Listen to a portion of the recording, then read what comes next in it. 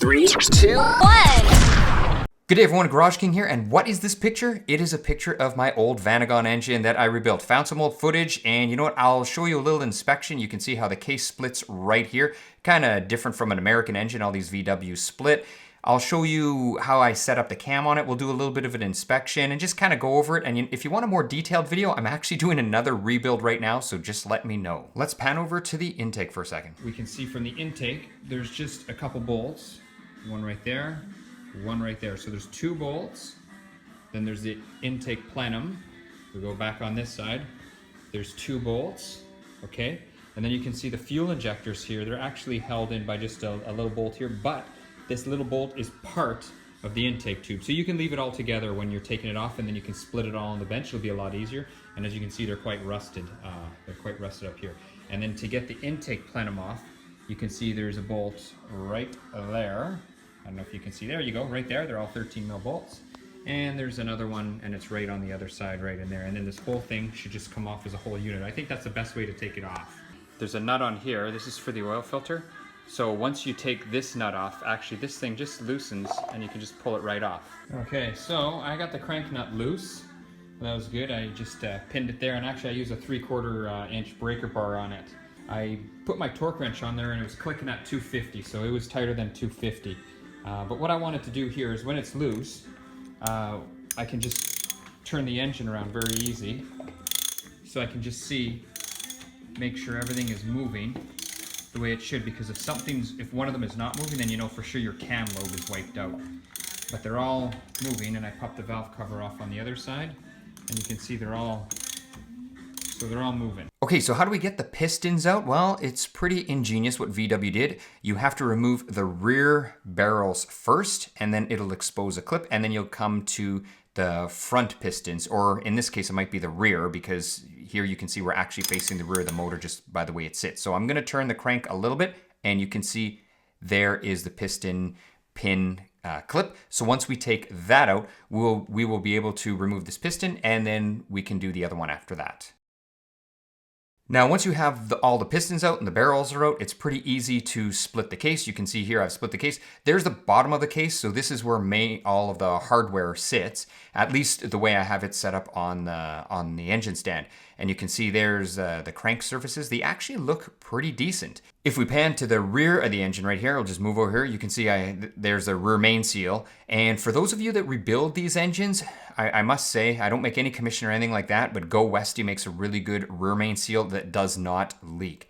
The other thing I should say is you can see this connecting rod here comes pretty close to this camshaft, so you definitely don't want to be dropping it because it may damage the camshaft wearing surface. So I'm going to inspect this camshaft. I'm going to measure it to make sure we have proper lift, but it actually looks pretty decent. I've seen a lot worse, and this one doesn't really have a lot of wear, so it's looking pretty good at this point. So you know what? Let's see how these water boxers are timed. So as you can see, there's no timing chain. It's just 2 gears. You can see I put the front bolt back in just so I'd be able to turn it by hand. And if we pan in here, I'll show you, there's the marks you have to line up when you're putting it back together. There's the timing marks, so it is lined up. And VW even had a stamping. I think it was like 1, 2, or 3 on gears when they matched them at the factory, but nobody really pays attention to that anymore. Now, if we're looking over here, we can see I'm installing the pistons. I know this video is fairly quick.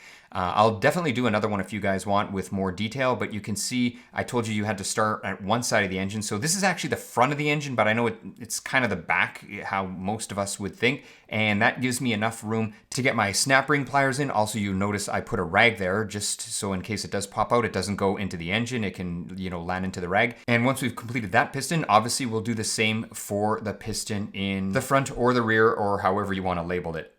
Okay, here we're going to check the cam wear. So I got the old bearings in. Now it's important, you can keep these ones lubed because they don't make a difference for the cam if you're checking run out going back and forth this way. But the thrust bearing should be dry because if you have it all oiled up, it can actually take up some play. So max specifications is 0.16 millimeters. And as you can see on here, there we are, 16.16 exactly. That's how much it's moving.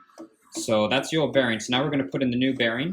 And you can see I'm just moving it back and forth like this, and we're going to just see how much new bearings can help correct that.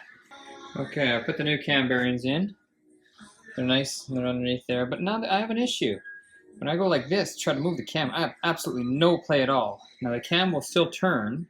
I can still turn it, but there's no end play whatsoever.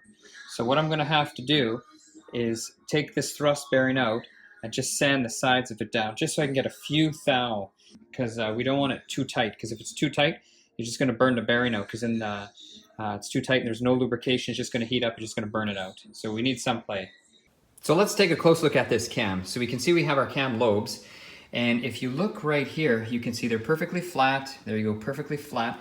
And then this one has a groove. So if we look there, we can see you got a flat spot there and you got a flat spot there. Now that's where that bearing controls the end play. So when you sand the bearing down a bit, you'll make it a little bit smaller so you can wiggle this back and forth like this when it's in the engine. So that's how the end play is controlled in these camshafts.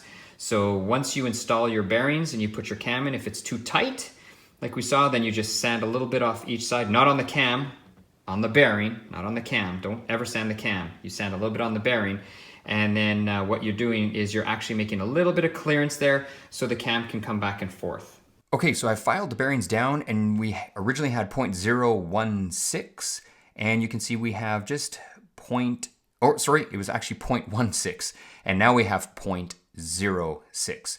So our play is much, much better. We've taken off 0.1, so that's good. So we're sort of on the lower end of, I guess, the midpoint. But you can see there we have a little bit of clearance, so that's really good. And then this way we're not going to burn out our cam, because we're not going to have a whole bunch of friction there, and we're going to have a little bit of oil can get in there and lube the thrust surfaces. So you just want to have a little bit of play there.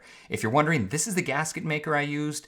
These are a couple shots, of me putting it together. Like I said, I didn't originally intend on doing a rebuild video, but I just had some extra footage. So I figured, you know what, I would just put these shots together and make a cool little video for you all to see. I find these old Volkswagen engines just really cool, and, I love camping, so, the Vanagon's just a cool vehicle for me. And if any of you are wondering, how the rebuild is actually holding up, well, this is about 5 years later and about 30,000 miles.